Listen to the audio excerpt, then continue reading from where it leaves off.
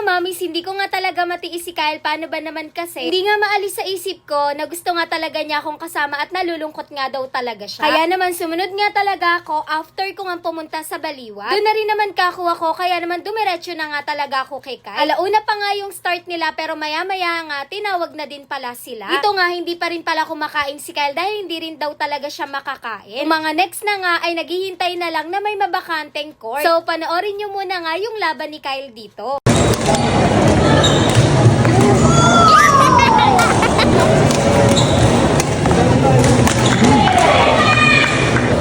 Dito na sakto ko daw. Binanigyan ka na pa yan. Position niya. Hindi ganon.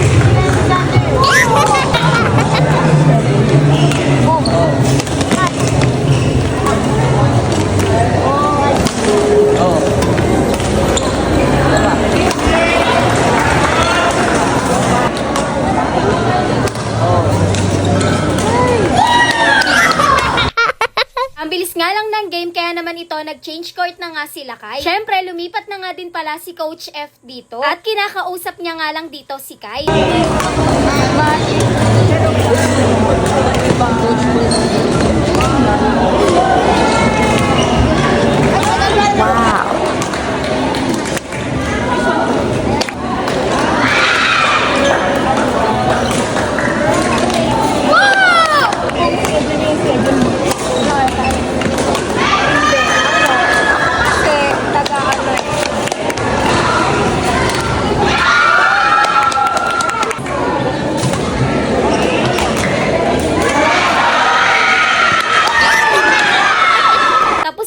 First game at ang bilis lang talagang nayari. Bali sa first and second set nga si Kyle yung nanalo. Pagkamay na nga si Kyle sa player na nakalaban niya, pati na rin sa umpire and sa mga coaches. Para nga makapagpahinga si Kyle, ito't kinuha ko na nga muna yung raketa niya tapos nilagay ko nga dito sa bag ko. Next naman kasi nalalaban yung ka-teammate niya. Kaya naman pinanood na nga muna namin dito nila Kyle. Kumuha na nga rin pala kami dito ni coach ng Pocari. Free lang to pero hindi talaga ako umiinom, pero kumuha ako dahil ibibigay ko nga to kay Kyle. Mukhang uhaw na uhaw nga kasi naubos niya talaga lahat yan. Sabi ko nga sa kanya, kumain na muna siya ng konti pero ayaw niya talaga. Sakto nga dahil maya-maya tinawag na nga ulit yung pangalan nila dito. Tapos parehas nga silang tinawag ng umpire.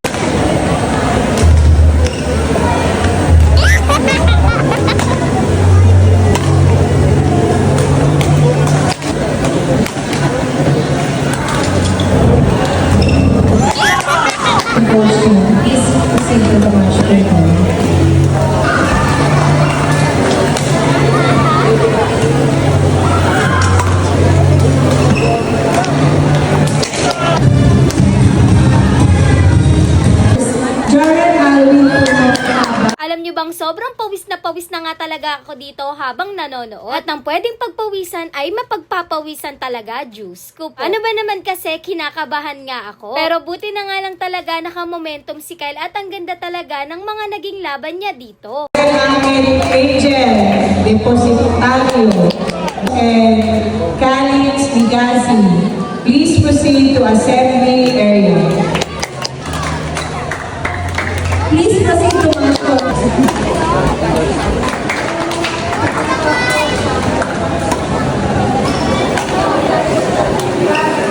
Konting clips lang din talaga yung nakuha ko dito dahil hindi ko talaga mahawakan na maayos yung cellphone ko. Kakatuwa lang dahil itong batang cute nga na to, grabe nga talaga ang cheer niya kay Kai. Bali, waiting na nga lang talaga dito si Kai. Tanong na nga din pala si Kyle dito kung anong oras nga yung next niya. Maya-maya daw malalaman dahil naglalaban pa nga daw yung sa kabilang bracket. Kaya naman mamaya nga daw tatawagin si Kyle para nga magbunutan. Maya-maya nga lang lumapit na din pala sa amin si Kyle. Tuwang-tuwa nga dahil nakabay nga daw siya. Hindi na nga lang kako talaga yun yung nabunot niya. Mamaya pa nga yung laban nila, kaya naman ito kumain na nga muna pala kami dito. Pero pagtapos naman nga nilang kumain, naglakad-lakad na nga muna sila. Pagpahinga na nga muna din pala sila Kyle dito tapos tinawag na rin yung pangalan nila.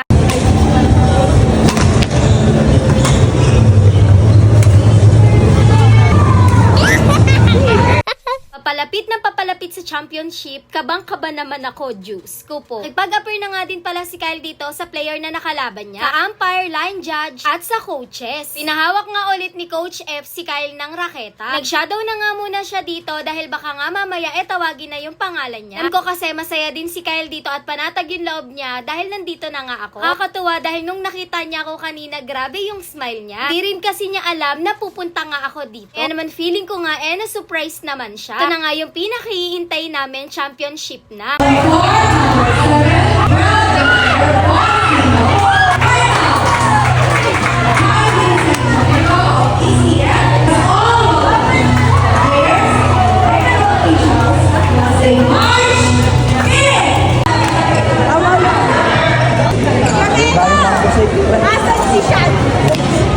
Nadulas nga si Kyle dito, kaya naman pinakuha nga ni Coach F sa kasamahan ni Kyle yung basahan. Paalam naman sa umpire si Kyle para naman din mapunasan nga. Dahil baka madulas nga ulit si Kyle dahil sa pawis niya. Ito talaga literal na wala talaga akong masyadong videos nito. Paano ba naman kasi nanginginig na nga ako dito sa isang sulok? Grabe, mukhang naiyak pa nga si Kyle dito dahil siya nga ang champion. Tuwang-tuwa talaga ako kasi alam ko na masaya nga siya at naipanalo niya nga to. Syempre, tuwang-tuwa nga din at sobrang proud nga sa kanya yung mga coaches niya. Mga ilang minutes lang naman nag-awarding na nga dito sa may labas. Tinawag na nga yung second runner-up at first runner-up. And the champion of Film and Other Boys and Girls, Kyle Vincent Serena of CPL.